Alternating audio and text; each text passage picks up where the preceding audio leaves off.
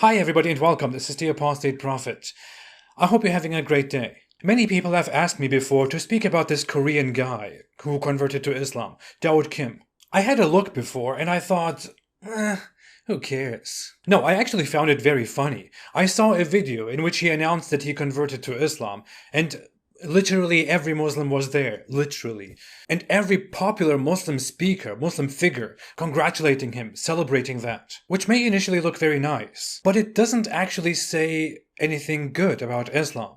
All those Muslims can't be there for every convert, right? What this says is that people who convert to Islam are so rare that one person who converts to Islam prompts the entire Muslim community to go there and to celebrate. By the way, in case you're wondering, yes, my shirt does say, "Stay away from Islam." And you can get that right there down in the link through their merch store. I'm not a very good salesperson, so I never advertise that. It's been there all the time. I just never talk about it.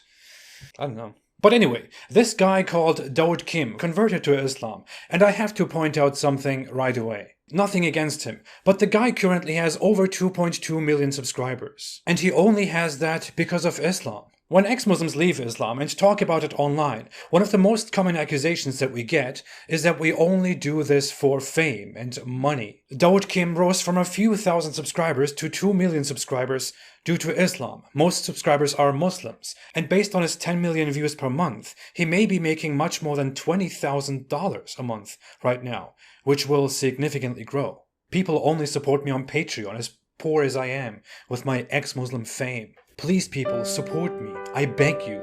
Please, help me. For years, Daud Kim, then known as J Kim or JBs, had a very small channel as a singer with a few thousand subscribers.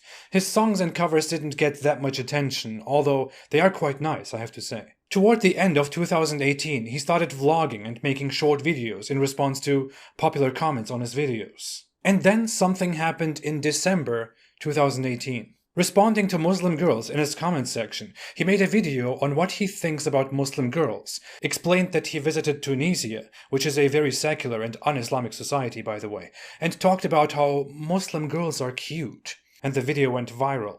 Many Muslim girls, including hijab-wearing Muslim girls, are very interested in Korean pop culture and Korean guys. In fact, less than a month later, he made another video interacting with the Muslim girls in his comment section, and there he also read comments by Muslim girls confirming the same. He further talked about Muslims in his next videos. It was clear that there was a large female Muslim audience on his YouTube channel, which is kind of funny. No, I don't judge it at all. On the contrary, I find it nice that Muslim girls are so interested in a different culture, especially considering that Muslim men don't tend to be as charming and kind.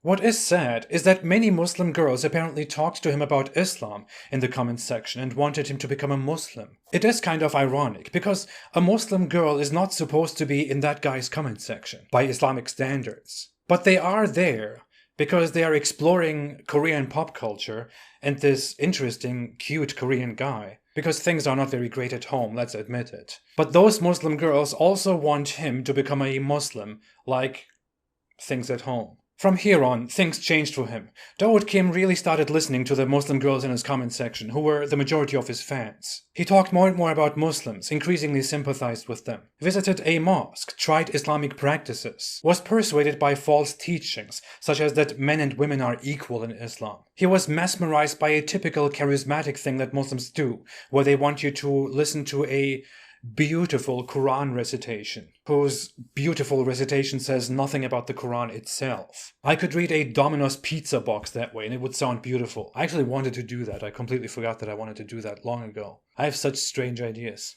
Anyway, he even started to fast without converting to Islam because his Muslim fans and friends encouraged him to, by his own admission. After a while, his entire channel was about Islam. He teased his audience about converting to Islam for a long time, made videos again and again on whether he believes or not, and how he is close and close and closer and almost there.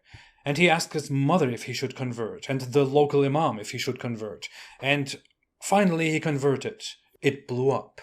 He made more videos about why he converted and how he converted. Those videos were visited by Mufti Menk. He got a lot of attention and love because, well, no one converts to Islam, and there finally is somebody who converts to Islam.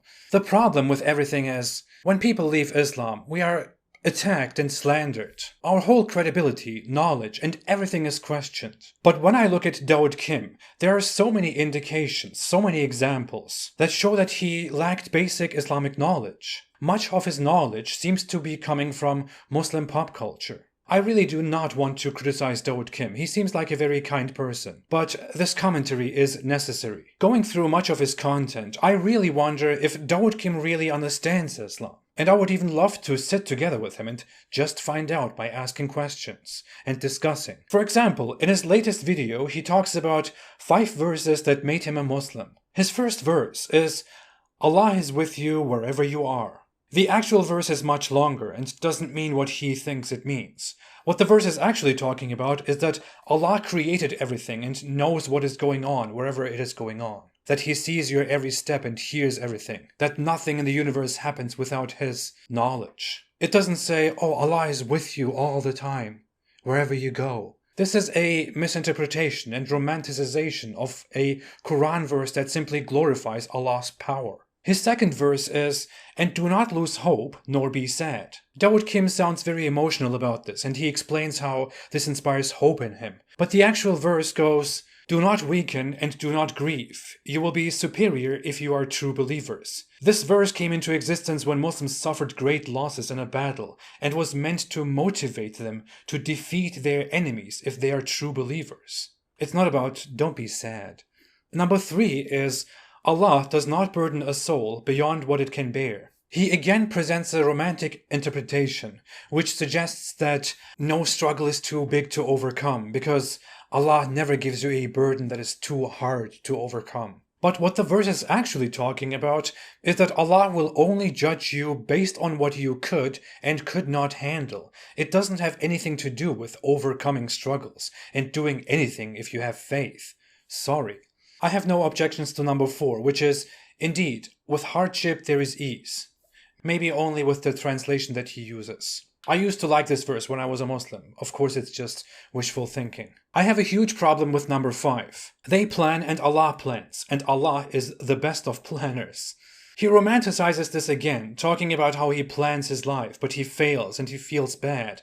But that he should just leave things to Allah because Allah is the best of planners. But what the verse is actually referring to is that Muhammad's enemies want to plot and kill him, but Allah is the best of plotters, of schemers, of deceivers. In the Quran, this term is exclusively mentioned in reference to scheming and devising a strategy to deceive someone, which is why many people mockingly call Allah the best of deceivers. These verses are not about how Allah is always there for you and always supports you and always makes the best plans for you. Those sentiments are not very Islamic. He seems to have brought that over from his Christian past, where God loves you and God is with you at all times. It's not like that. But forget about that. Notice one thing. The 5 verses that he says made him a Muslim are exclusively emotional verses that made him feel better. There is no reasoning, no theological arguments and convictions, nothing. It is all just emotional. Allah makes you feel better. The Quran makes you feel better, and that's why he converts to Islam, which makes me feel very strange, because when I read the Quran, it makes me feel very dark.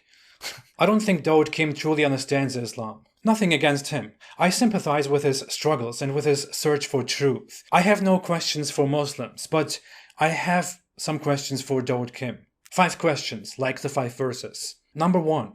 Is Daud Kim aware that the Quran authorizes or even orders the beating of wives and the disciplining of women, and that it allows the taking of female captives for sex? Number 2. Is Daud Kim familiar with the many scientific mistakes of the Quran, including about the sun, the moon, the stars, the sky, and the earth? Number 3. Does Daud Kim know that Islam spread very rapidly and very aggressively, almost exclusively through wars? And that Muhammad said he was commanded to fight the disbelievers, which the Quran collectively describes as the worst of creatures, worse than cattle? Number 4. Does Daud Kim know that Islam's theology is very lacking? That the Kaaba, for example, has no consistency, that it is incompatible with Abrahamic religion and a product of Arab pagan history? And finally, does Daud Kim know that Islam orders the execution of those who leave Islam, such as me, or even probably